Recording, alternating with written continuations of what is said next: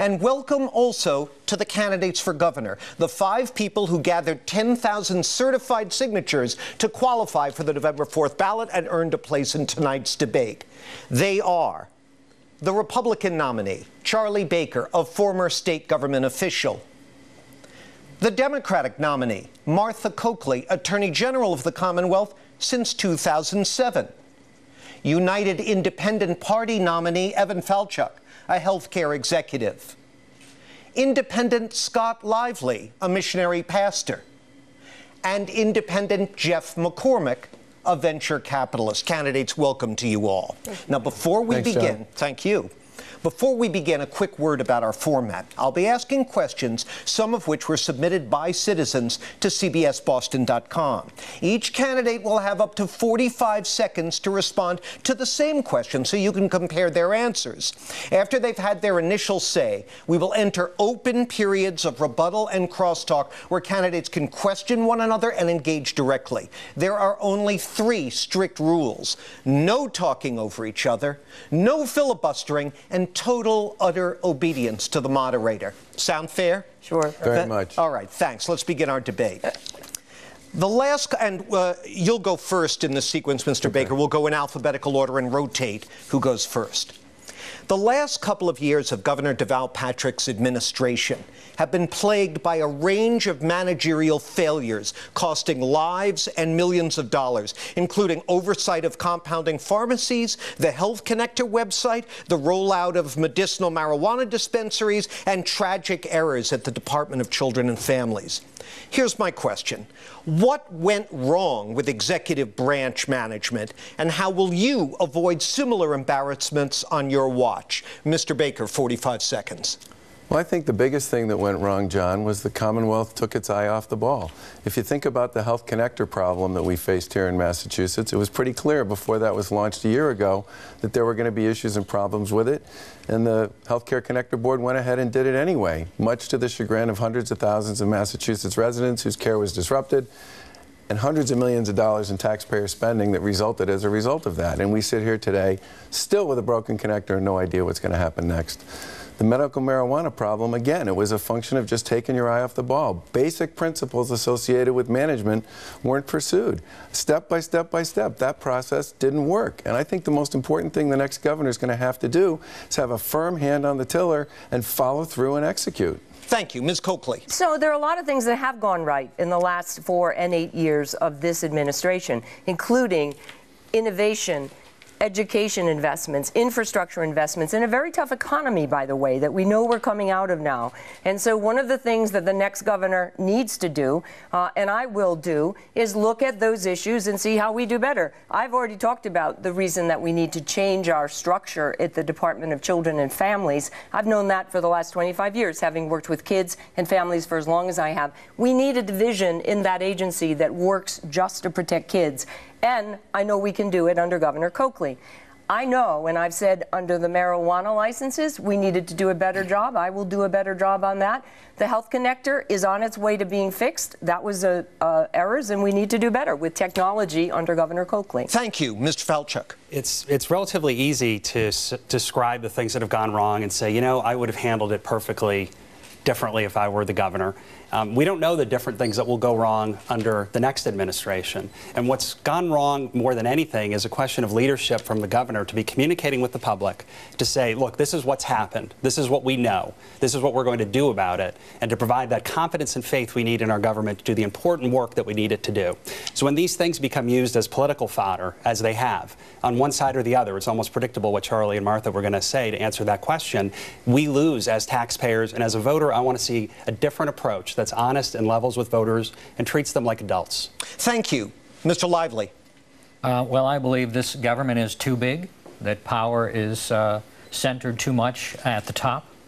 I think we've been following liberal policies for a very long time that just inherently cause trouble in the management process. My goal would be to streamline government, to downsize, to return power back to the localities. I believe in the original perspective of the founders of this Commonwealth, in a government of limited delegated powers, and we instead have been following a Marxist model of ever-increasing, ever more intrusive big government that is doomed to failure. It doesn't matter who's at the top. Thank you. Mr. McCormick, 45 seconds. John, thank you so much for your journalistic integrity of having all of us here. I'm here with my wife, Christine. I'm the father of 3, a 10 and 2 12-year-olds. Those are Irish twins. I'm running because the system is indeed broken. I've created thousands of jobs, often in technology companies, that solve the problems. We don't have the technological wherewithal within the state to do this. We need to bring that to the corner office. We know how to use technology to create efficiencies. We would have avoided this whole website integration issue. There's so much we can do if we just break from the status quo, and we're not doing it now. That's why we need an independent voice. Rebuttal, Mr. Baker. You know, I think one of the major problems associated with what's happened, especially with something like the Health Connector, is one-party government. You have a Health Connector board that's made up of representatives from the governor's office and the attorney general's office. They're all part of the same team. The legislature is led by Democrats. And here we sit a year into this, and we still don't have any visibility into what actually went wrong, what could be done to fix it. No one knows what the total value of the price tag is going to be, other than it's going to be north of $500 million in taxpayer money. And we're the only state in the country, John, where no one who was involved in the bombing out of that particular initiative lost their job. But, go ahead. So let's talk about DCF. I'm the only one on the stage who actually has worked with families, sat with kids who had to testify, kids who, like the young woman I met on the Cape who came and said, you know, you handled my case when I was 13 years old of sex abuse. I'm 30 now. I've gone to work. I've got a college degree. I still have nightmares, but I came to thank you. It's the work that I have done, and it's the reason why I have come up with a plan to fix DCF.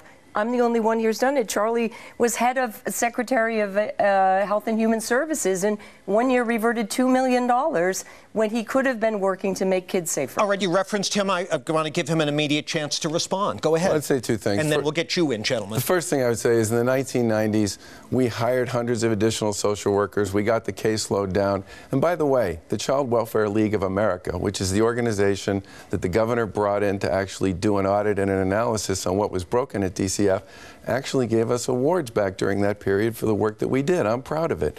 And I can tell you this, I would not have chosen not to fix the agency as opposed to litigate that case. It was filed by Children's Rights. John, I need you to go ahead, and then you're going to make up the time, I promise. Yeah, go ahead. I've been very clear that that case didn't have a merit. The case was dismissed. And what we said was, rather than spend millions of dollars on outside lawyers, let's work within on a solution of one size fits all to make that happen. That's what we need to do here, and I'm the one who knows how to do it. All right, go ahead. You were waiting. Mr. Falchuk, then Mr. Lively. This is the fundamental challenge, and the reason that I'm running and founded a new party is because we need to have people that will just deal with these issues. The stuff that we're talking about here has to do with children that have lost their lives, children who have been put at risk, and there's an argument going on, and you guys, both you, Martha and Charlie, have been having this argument with the super PACs taking out ads, attacking each other, talking about these issues that are really serious things and being used for political fodder. We should be able to work together on solving these issues, and it's disrespectful to voters and certainly to the lives of those who have been lost to talk about them in these ways. All right, do either one of you want to respond to that, and then I'm going to move over here. I agree with Evan. I mean, the super PAC that is up that Charlie won't disavow criticizes me for doing what was in the best interest of the Commonwealth and sitting with kids. That shouldn't be a political football. I'm not going to make it. Now, brief, and then him. That's right, but both of you have had plenty of super PAC opportunities to support what you're doing in your campaign. I sent out a challenge to both of you in July saying, will you agree that we should amend the U.S. Constitution to eliminate super PACs? And there was no response from either of you on this issue. Well, and let him have a word, and then I'm going to get these others in. Yeah, we'll get back to you. I promise. Go ahead. I read the brief that was filed in 2010. It's a compelling brief written by a nonprofit children's rights group that managed to settle cases with 15 other states and move forward to fix what was wrong in child welfare. And you're absolutely right, Evan. There should be nothing more important than making sure child welfare agencies do the work they're supposed to do. And as I said, anybody who read that brief would come away thinking that the right thing to do here would be to fix it and move forward on a settlement instead of litigating it for 4 years. We're still litigating it today. Go ahead, Mr. Lively. I will let you respond, General. DCF is an unmitigated disaster. It is the poster child for out-of-control government. It completely tramples parental rights. The Justina Pelletier case created a national outrage. And that girl would still be in DCF control if it hadn't been for the pressure that was brought by millions of people across the country. DCF should be shut down, frankly. Let's also let Mr. McCormick in, and then you'll have your turn. This is definitely not something that prosecutorial skills or financial engineering will solve. We need roll-up-your-sleeves solutions on this. And this has been going on for decades. I'm the only one who put out a plan right away. This is what we need to do. Why? Because I listen to people. We need to change the system completely so it serves the constituency, which are the most at-risk people in our Commonwealth, our kids. All right, Ms. Coakley, go ahead. On that. And so Charlie has read the briefs, but I have sat with those families. I have sat with the people for years, and I am the one who has put out a plan, Jeff, with all due respect, to say we need within the agency a division that will just protect kids. I've seen what happens when we don't do it. And by the way, when your administration was cutting caseloads and cutting budgets, we were seeing the uptick in those caseloads in the child abuse unit where I worked in Middlesex County. Rebuttal. I would just say two things. One is no one is questioning your work as a child advocate across your long and distinguished career in the public sector. I am. I'm not questioning her work. It's work that she and all of us should be proud of. But on the choice you made with respect to that case, I simply believe, and I think the history has borne me out on this, that Massachusetts and the children served by that department would have been better served if the Commonwealth had moved instead to fix what was wrong at that agency instead of litigating that case. Because here we sit today with an agency, I have a plan too, by the way, no one disputes the fact that we need a plan at DCF. But what everybody does agree on is the agency has major issues, and we're still litigating a case that was filed 4 years ago. Final words on this across the board, then we're going to move on. Go ahead, So Ms. Charlie Coakley. is just wrong because we made the right decision, because what those lawyers from outside looking for millions of dollars wanted to do was one size fits all. It wasn't right for Massachusetts. The Globe said that. The only ones standing up for it are the lawyers who would benefit. Go ahead briefly, please. It's important that we get on to this is a serious issue, but we're getting in the weeds on this. I think a lot of voters would listen and say, I'm not sure what they're talking about. I'm trying to figure out who the next governor is going to be. Okay, then I'll take my cue and move about on. the weeds. Yeah, go ahead. The next governor should be a weed whacker. One of our great problems here in Massachusetts, I believe, getting back to your first question, John, is we have not had leadership on Beacon Hill that gets down into the weeds and down into the details and out onto the front lines to find out what's really going on and making sure that what we say is happening is really happening. Let's talk about these policies. Let's talk. Go ahead, brief rebuttals, then I'm going to move on. I want to get in on this also. I don't know how any of you can be talking about caring for children when every single one of you supports the killing of unborn babies in the womb. Okay. And that you talk about born babies and how much you care for them. And yet they're being slaughtered by the thousands in Massachusetts, and you all support it. All right, thank you. I'm going to move on now, and keep in mind, you can return to this if you choose later on in the open periods. That's your right. And you'll start here, Ms. Coakley, for this question. In the most recent WBZ UMass Amherst poll, a majority of respondents cited the economy and taxes as the issues most important to them. So let's turn to those topics now. When you're governor, will taxes go up, go down, or stay the same? 45 seconds. Sure. Well, what I believe we need to do is start with priorities and where we need to invest in early education, in making sure that our workers get earned sick time, investing in education, so as our economy grows, and it is growing, that we're able to supply for people across the Commonwealth the skills they need, computer skills, science skills. We were at a forum the other day with the life sciences, and the growth in that particular industry is enormous. And so as we look at where we're growing and investing in education for people so they can do those jobs, I have said, let's make sure that we increase those revenues, that we look for efficiencies in government, and I'm sure we're going to talk about that.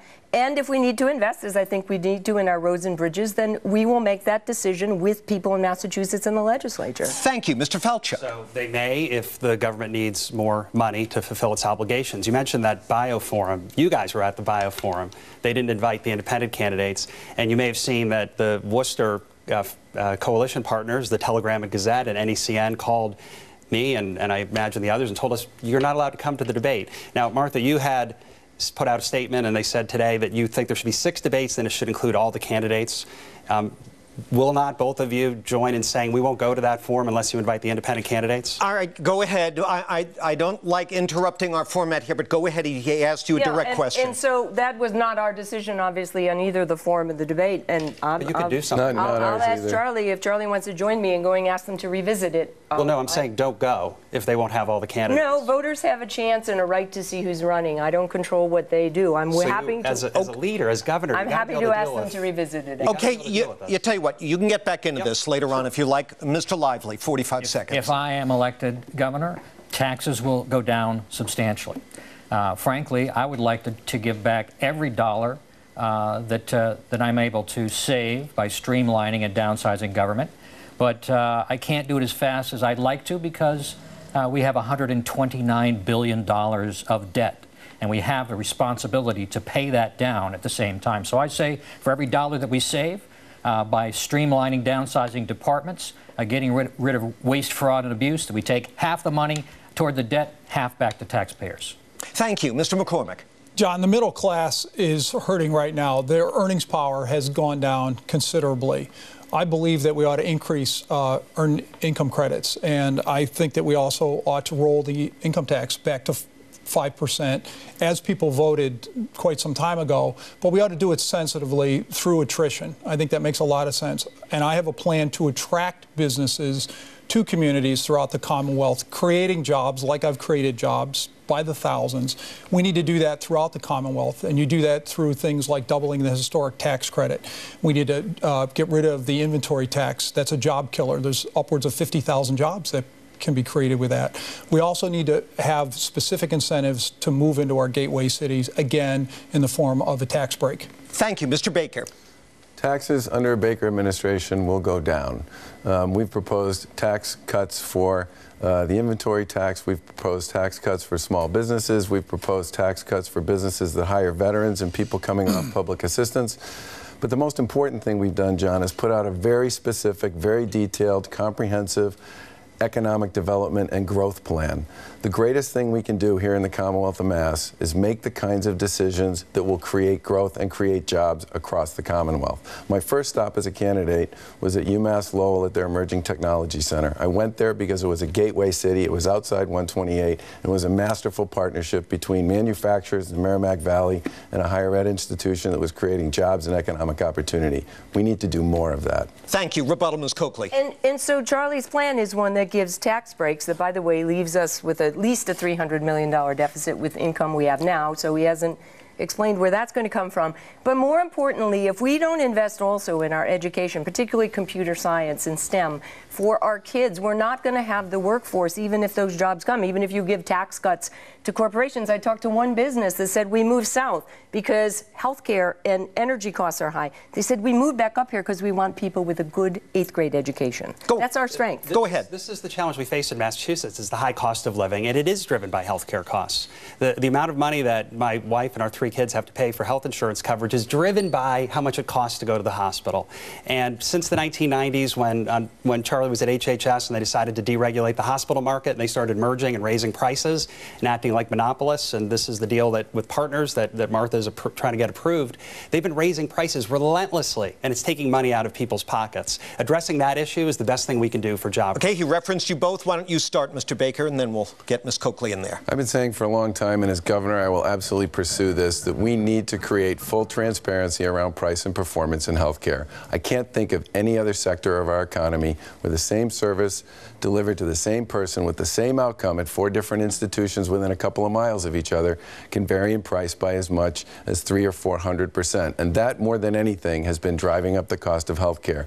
In the Baker administration, we will have transparency around price and performance. It bothers me that you can learn more about a refrigerator, a washing machine, than you can about healthcare, and we should get serious about opening up the cloak. Go ahead, Ms. Coakley. Equal time. 2 things. It was under Charlie Baker's administration that Partners was allowed to be created with 2 great hospitals, Mass General and Brigham and Women's, and then an administrative overlay that our studies found were one of the reasons that costs went up unrelated to value. The second thing is that the agreement that we have reached to be approved by the court caps cost and lowers costs as opposed to maintaining the status quo that we all agree is too expensive. Go ahead, exchange, and then I'm going to get the others in. The deal you've made is closing the barn door after the horses have left. The distortion has already happened. One at a time, but go back and forth a little on this. You have a clear disagreement. Your deal is letting it grow and take money out of people's pockets a little bit more slowly, but the damage has already been done. Yeah, that's just not true, Evan. That's not what the deal and the agreement does. It puts price caps on what they can charge. It holds them accountable for better quality.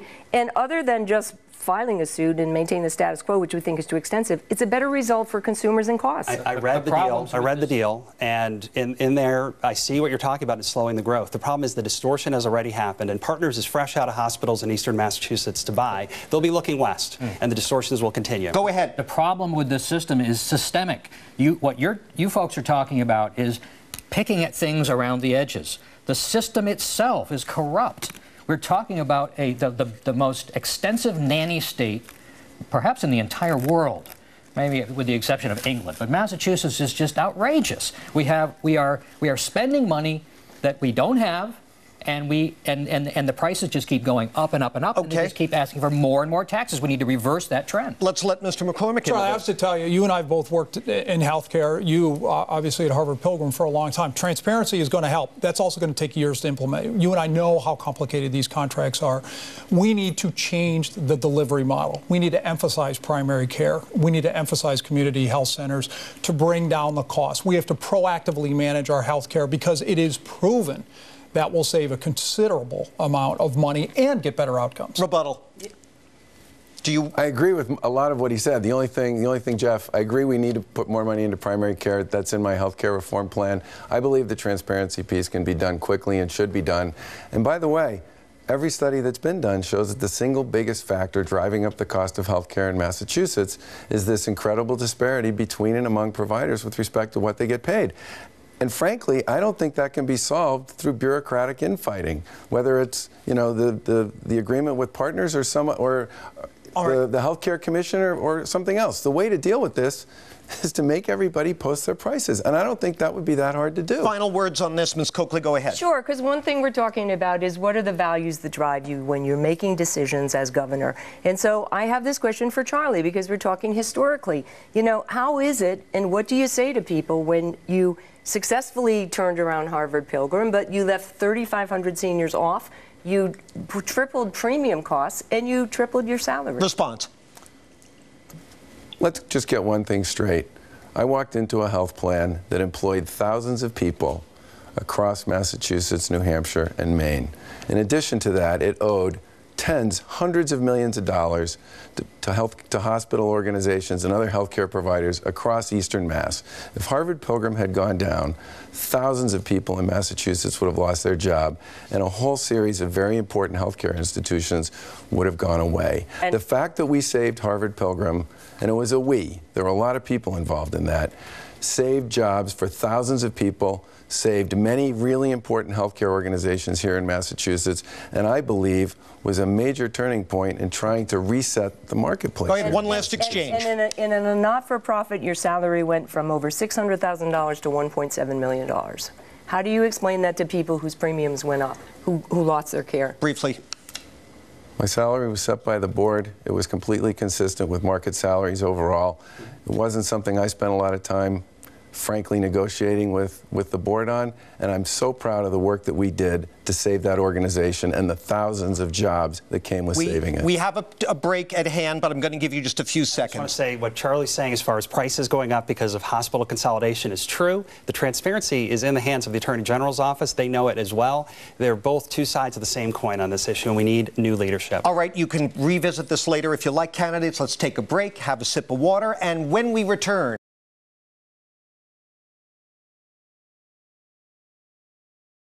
let's resume our debate here, and Mr. Falchuk, you'll lead off on this question. We're going to get back to the policy stuff in a moment, but here's a question that hopefully will give us a little insight into your character. What was the most difficult decision you ever had to make in your professional life, and why did you decide the way you did? 45 seconds. It was actually the decision to go about founding a new independent party and running for governor. It's a departure from a successful business career, and talking with my wife and with our kids who have been hugely supportive, I believe the system's not representing people. And I felt like the way to change it wasn't just to run, but to build a new party based on the idea that everyone is equal, that everyone's civil rights have to be protected, and the government's got to spend taxpayer dollars wisely. I think we have an obligation and an opportunity to inspire people about the chance to be involved. When we see 16% of people voting in the primary, it's a terrible sign for our democracy. When a majority of our legislators run unopposed, it's not good for resolving these issues. So it was a tough choice, but I feel honored to have the opportunity to be a part of this. Thank you. Mr. Lively. That's a tough question. I've made a lot of career choices that were difficult to make. The one, I suppose, that was most challenging in recent years, I closed down a successful law firm in Southern California. I was the managing partner of Lively, Ackerman and Cowles. In order to go back on the mission field, I gave up substantial salary, and really was a very, very good, lucrative business. My wife and I now run an inner-city mission in Springfield, Massachusetts. We bought an abandoned house in the middle of the hood. We set up our church is called Holy Grounds Coffee House. It serves the most disadvantaged people in our society, but it was worth it. Thank you. Mr. McCormick. John, I'd have to say it's starting up a company to treat ALS, and it was a struggle, and neurological diseases are extremely complicated. And in growing that company and going through clinical trials and having outcomes of a trial that didn't make sense to anyone, that was a real gut check moment. My wife and I talked about it. We had to more than double down. It was a huge investment, and it was something that we just felt it was the right thing to do, because not only do we believe it's going to ultimately help ALS patients, but we think our findings in the laboratory are going to lead to other neurological diseases, like some breakthroughs in Parkinson's and Alzheimer's, which other people are going to pick up and take to the next level. So that was a really very, very tough decision. Thank you. Mr. Baker. Career decision or professional? Professional, well, you can define it however you want. Okay.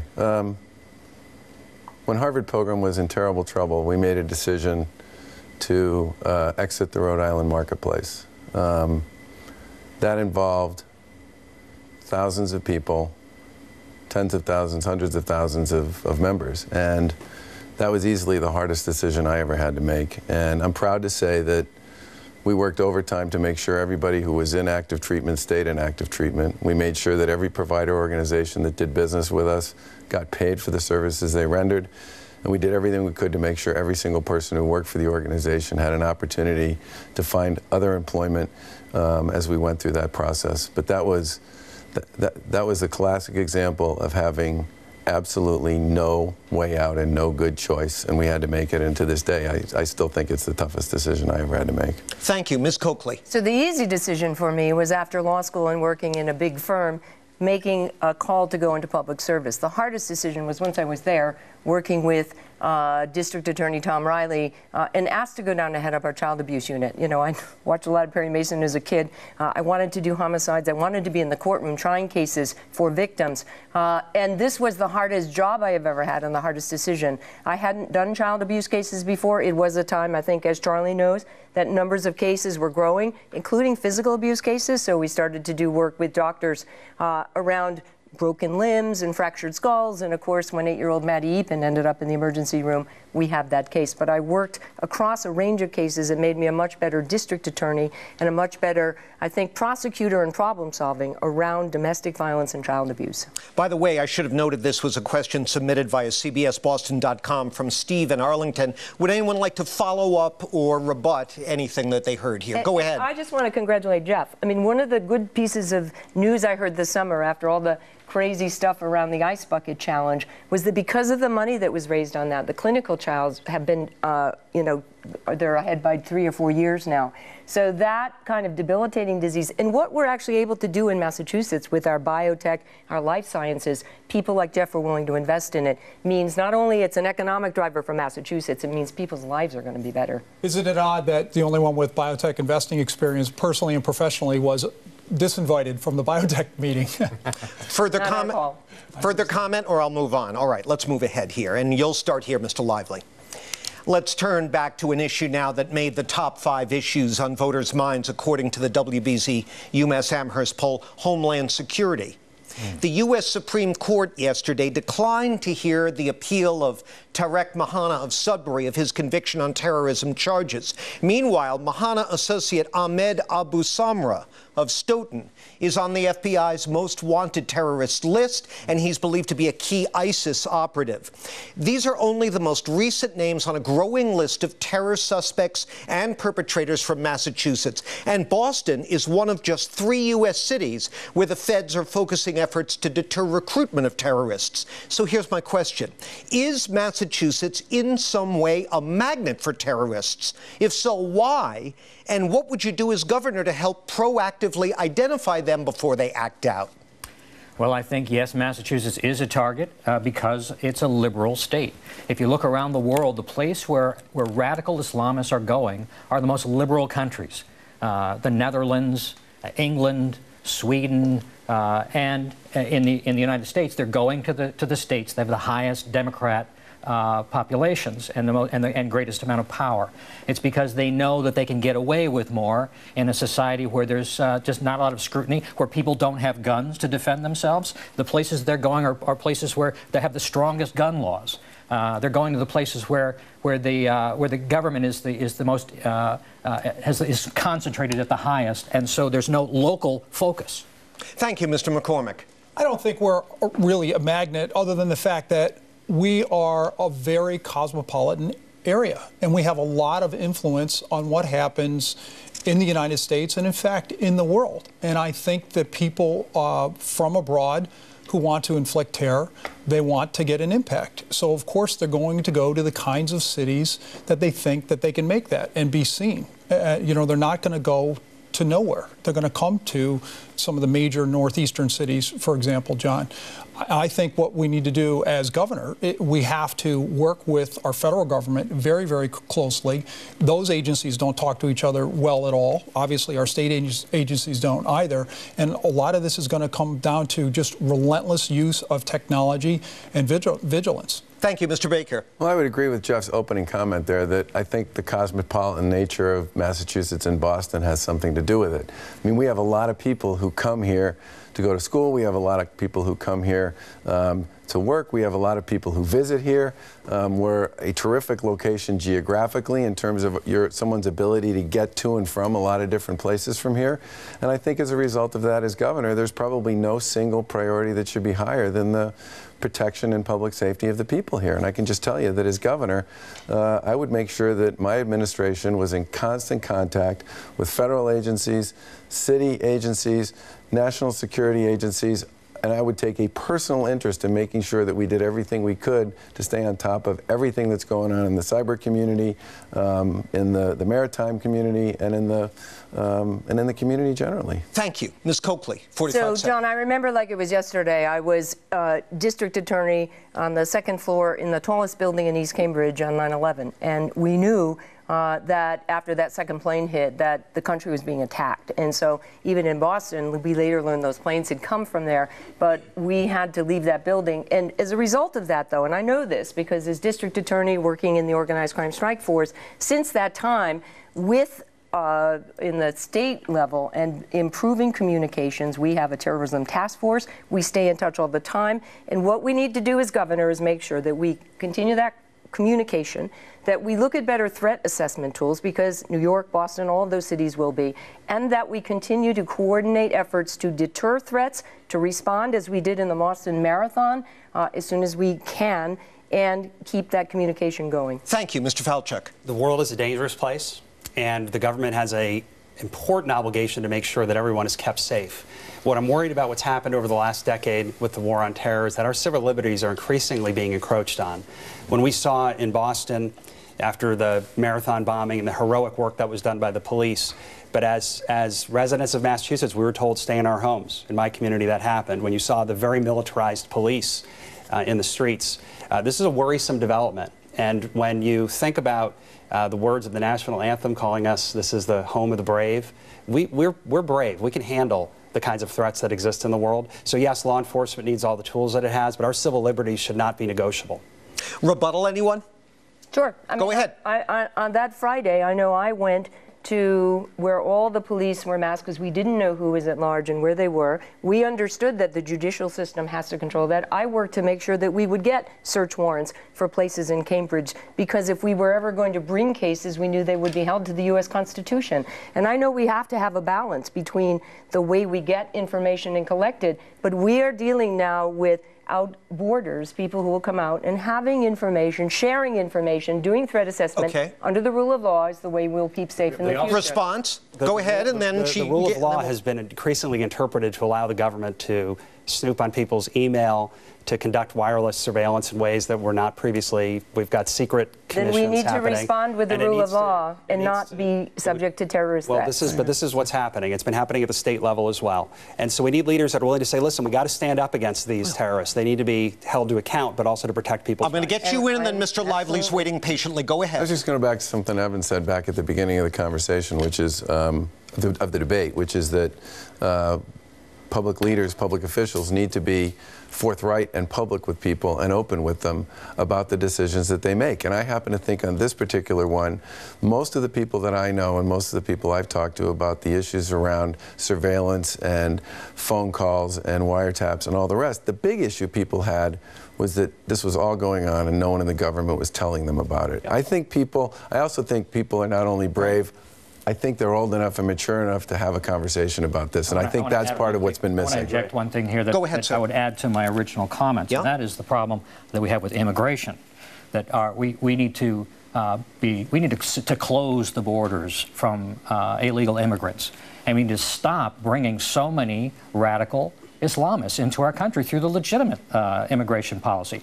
That if you look and you see where the radicals are going, they're also going to the places that have the most liberal policies regarding immigration. We're upside down on that. You made that point. Rebuttal to that? Sure. I mean, I think we do need a system that is fair to people, including residents who are here, and that means that you need the rule of law and ability to make sure we have information that we can assess and protect. And there are times, Charlie, and I know this, when you can't tell everybody what you're doing in real time. But I do believe government information should always be made public at some stage. Go ahead, Mr. McCormick. 61% of the companies founded in the Commonwealth are founded by immigrants. This country was built largely by immigrants. Most of us are descendants of immigrants. Legal immigrants. People don't have a sign on them. I have friends all over the world that come here, and our government needs to do the best job possible to keep terrorists out of the country. No one would disagree with that. But it is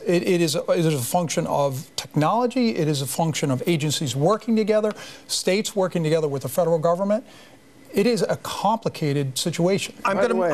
I'm going to move on after this. Working with the federal government issue, I've talked to enough folks in law enforcement at the state level to know that the federal government, to follow up on the Attorney General's comment, there are a lot of situations when the federal government is not even telling people at the state and local level about stuff that's going on in their own community. I can tell you as governor, I would be all over that. I think one of the big problems we have is just huge disconnect between what the feds know and what the states and the locals know, and that has to change. All right, briefly, if you have any more on this, then I want to move on. There wouldn't be things having to be hidden from us if we just hadn't brought so many troublemakers into our country. Go ahead. All I know is that what we face and the challenges we face ahead are not going to be solved by inciting fear and prejudice in people in Massachusetts and in this country. I'm not inciting fear and prejudice. I'm saying we need to be responsible with our immigration policy and just not let people slip across that border. All right, I'm going to move on. Thank you, candidates. You can, as I say, revisit this later on as we go along here. We spoke about health care briefly, but I want to return to that topic in a little different perspective here. And you'll start here, Mr. Lively.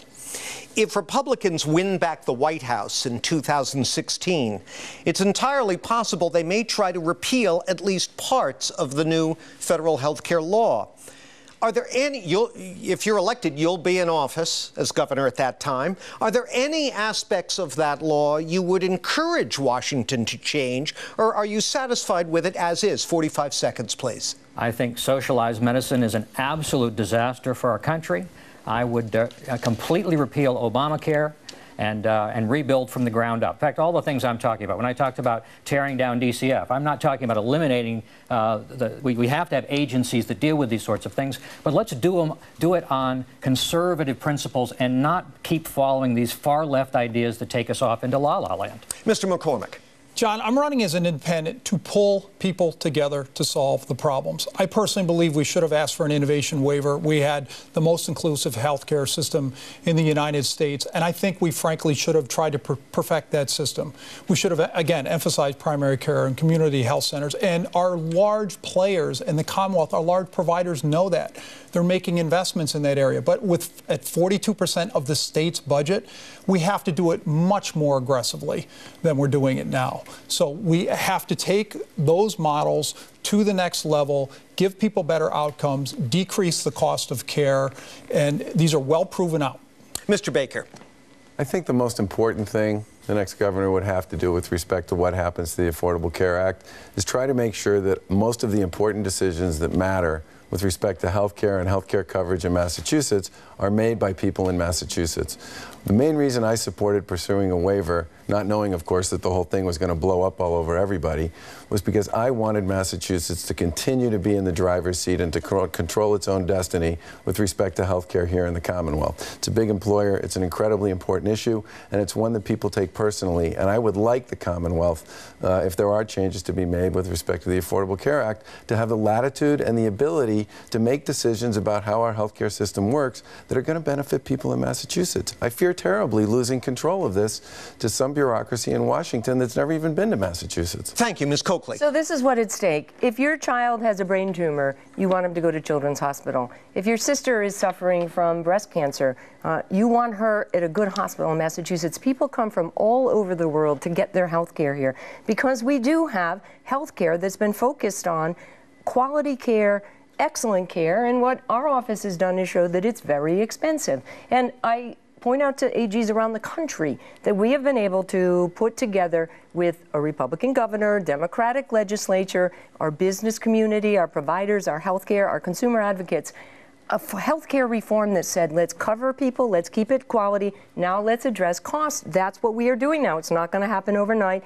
We need some waivers from what the federal government has looked for, but we've got the right plan here, and we know what we want to happen in Massachusetts. Thank you, Mr. Falchuk. We should have gotten a waiver from those actuarial standards. They were better what we had here in Massachusetts. But more broadly, we've got to change the economic model of health care in Massachusetts. States like Maryland have put in place a fee schedule based on global budgets, which would put the risk of care onto hospitals so that they could be much more efficient.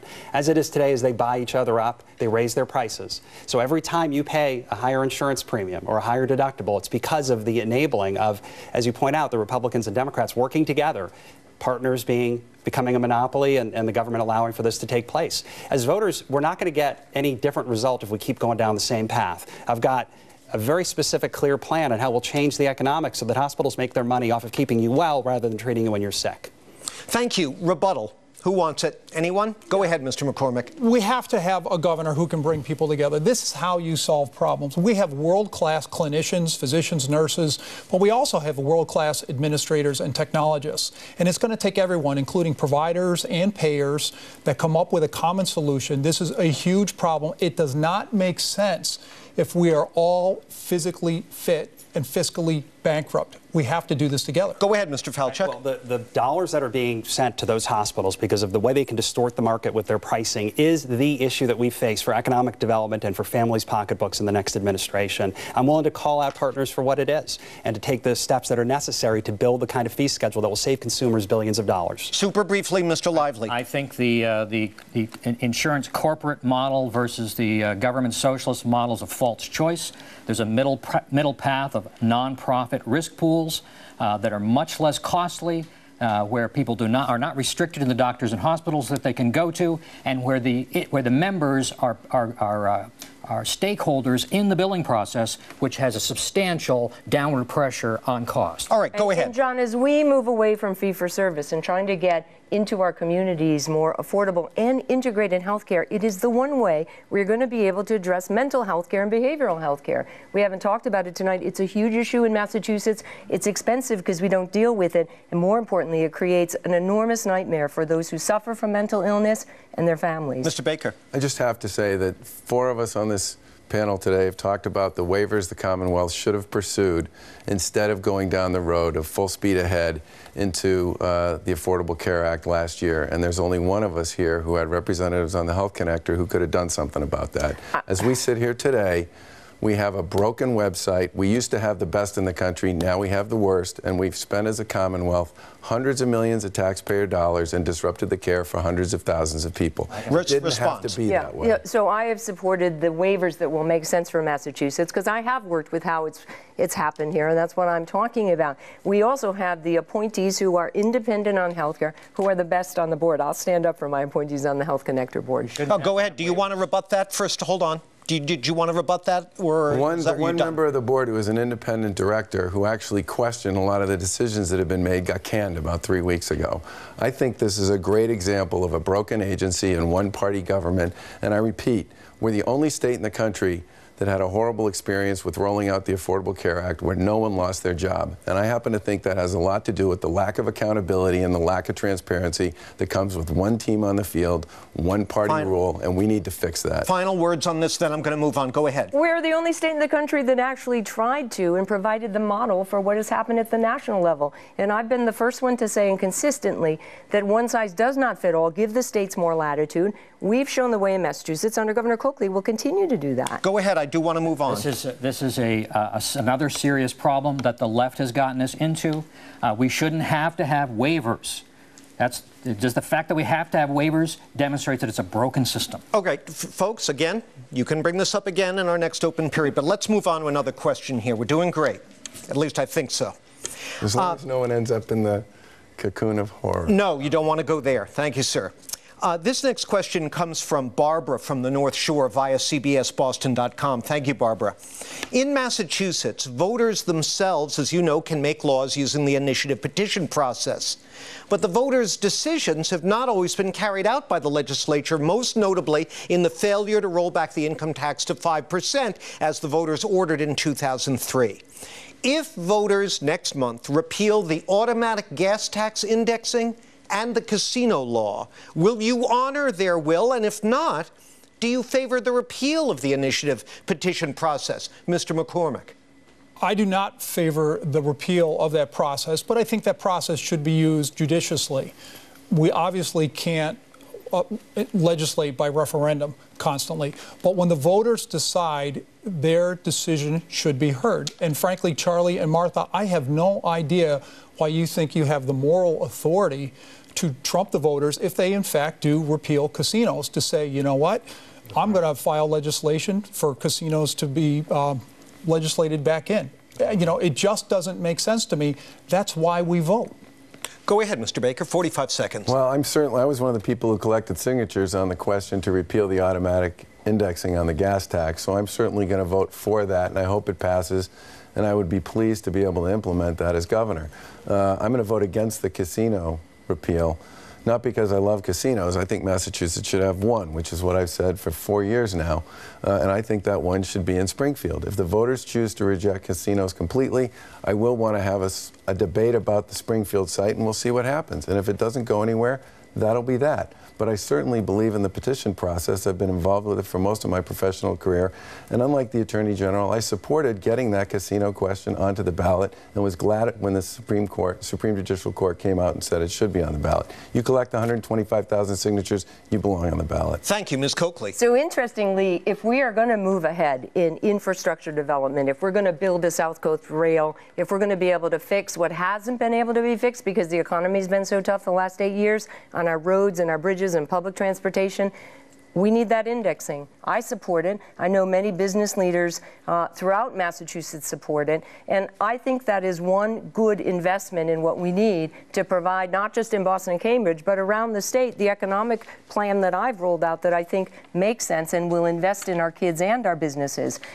In terms of the question, we have a job in the Attorney General's office to make a threshold issue. We knew it would go to the court. No one was disadvantaged by that. And I agree with Charlie that as the voters in Springfield voted for a casino, if it can be part of a larger economic plan, I'll support that if they still want it, but let's wait till the vote in November. Thank you. Mr. Falchuk. It defies credulity that if the voters go and repeal the entire casino process, that you guys would go to the legislature and say, hey, let's try to put a casino back in. I mean, it just doesn't seem like the kind of thing that even seems realistic.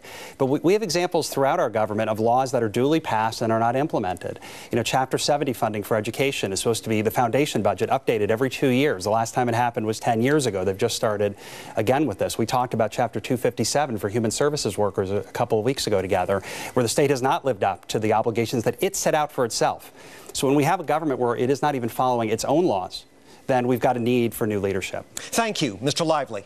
Well, Barbara, I'm with you, and I support the initiative process. In fact, I think Massachusetts should do more to respect citizen legislation. I lived in Oregon for 15 years.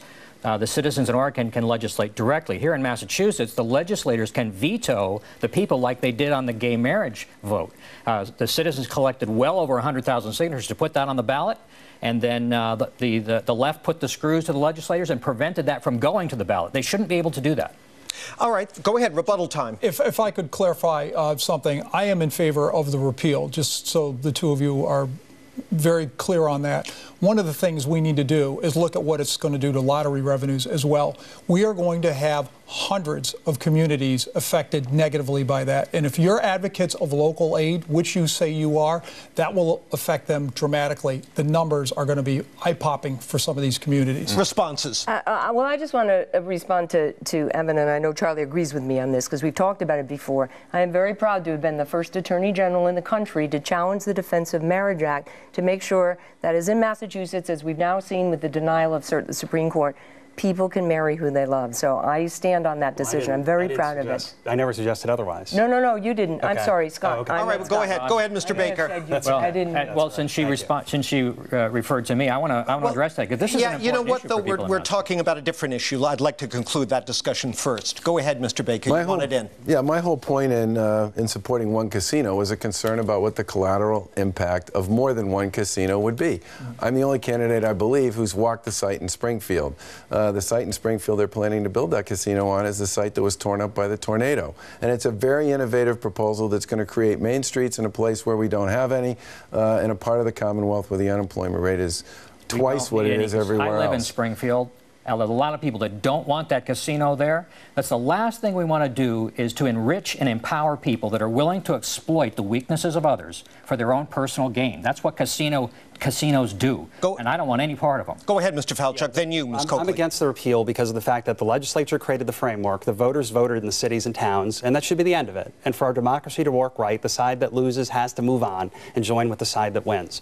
We have to have that kind of government in our state. Go ahead. All I know is that if we don't have the income from the gas tax, we're not going to be able to grow this state the way we should, to grow jobs and fill those jobs. We need to do that. We will if we downsize the government. Go ahead. My one final comment on this one would be, if the legislature wants to raise the gas tax, the legislature should vote to raise the gas tax and be held accountable at the ballot box for raising the gas tax. I mean, I said when this first happened that it was a bad precedent, this idea that the tax just goes up every year without anybody doing it, and it would encourage other people to do the same thing. And sure enough, question 2 on the ballot will raise the deposit on bottles every 5 years, forever and ever and ever. This is not the way to run a cost-effective and efficient and, frankly, politically responsible government. Go ahead. You want to respond? Yeah, Go I'll ahead. just say quickly, Briefly. I mean, I don't think this is the slippery slope that you make it out to be, Charlie. And what we're really talking about, the business leader support, is if we want to move ahead in Massachusetts, we need this predictable income. Briefly. The adjustment to the gas tax that was made makes it work a bit like the sales tax or the income tax, so it works more like a percentage. There's a law on the books that's lowering the income tax gradually, and I don't hear people complaining about the fact that that's happening without a legislative vote. Let's be real about what's happening. We have a responsibility to deal with our infrastructure, and this is one way to pay for it. Go ahead, well, Go ahead. My response to that one, Evan, is, as John pointed out, the voters in 2003 said they wanted the income tax to be 5%. I mean, to some extent, the legislature created this slope, which is better than nothing, I suppose. But if you were to ask the 60% of the electorate that came out in 2003 and said they wanted a 5% income tax, what they would say is we're long overdue on delivering on that. And 10 seconds. Go ahead, Mr. McCormick. We need an accountable legislature. We need a group of people that look at the facts and can make good decisions and that are forced to think out of the box and forced really to think about change. And we need a break from the status quo. And candidates, on that note, believe it or not, that concludes our debate. Thank you all very much for participating, and thank you very much for watching.